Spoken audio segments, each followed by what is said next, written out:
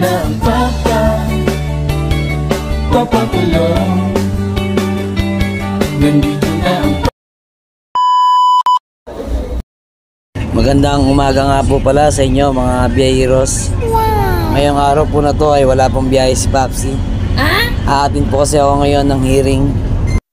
Nung nakaraan po kasi may pasahero po tayo na naipit ang kamay sa may pintuan. Ito po ay nahiwa. Isa rin po kasi sa trabaho ng mga konduktor yung ingatan po yung mga pasahero. Kaya yun po yung aming pangunahing gawain. Marami po pala kami ngayon na may hiringan ngayong araw na to. Tingnan nyo tong driver na to, halos ilusot niya na yung ulo niya sa may pinto. Naabala tuloy si Sir Rocky tsaka Sir Jesse. Si Mr. Korea pala to. Kaya habang wala pang resulta yung hearing namin, mamasyal muna tayo sa terminal. Mag-ikot-ikot muna tayo. Baka may mapansin tayo ritong iko-content.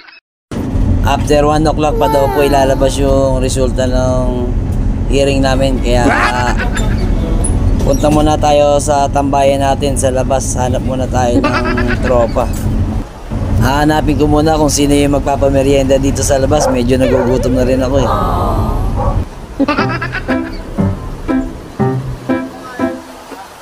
Don Romantico.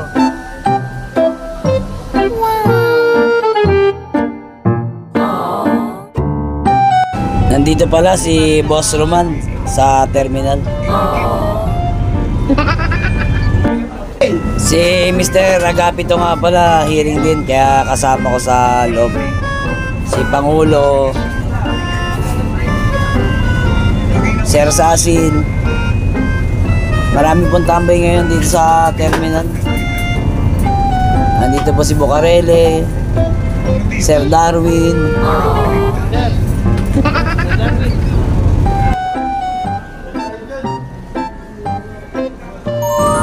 Nandito pala yung mga nagpa-partial remit kay Sir Walter Labrador. Partial muna para makapila tayo. Hindi nga ako sila eh.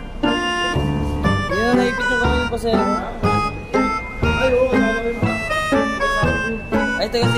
Busy po pala si Sir Darwin. Halos hindi mo siya pwedeng kausapin sa paglalaro niya.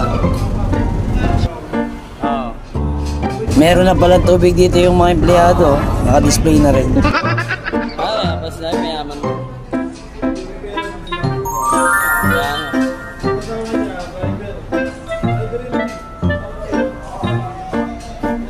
Si Conductor Martinez, malayo pa lang, masayang-masaya na.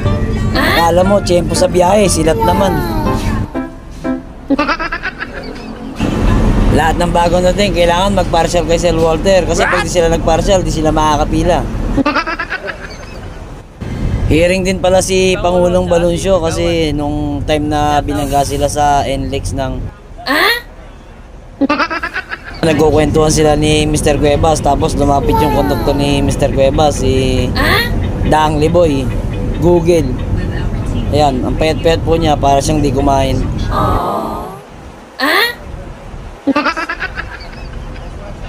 Punta muna tayo sa tropa natin sa labas. Nandito na si Boss Alan Junicio. Siyempre.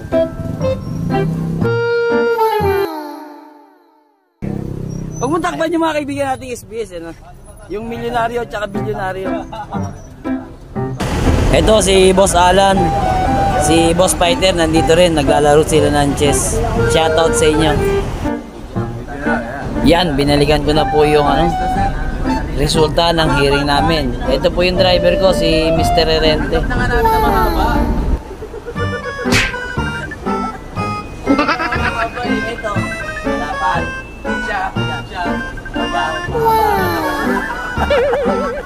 Sikat pala yung mga kasama kong hearingan yun. Si Vice Pigkas, si Pangulo, si Paring Erap, si Rente, si Onyok, syempre si Papsi.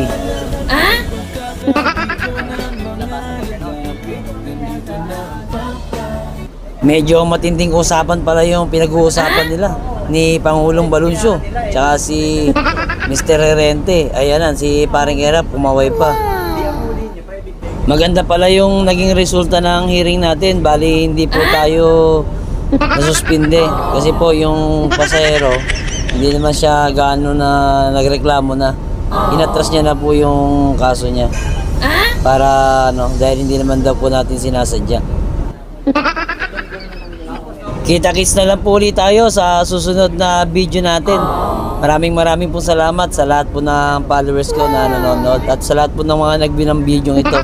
Thank you po so much. See you next time. Nandito na ang papakulong. Nandito na ang papakulong.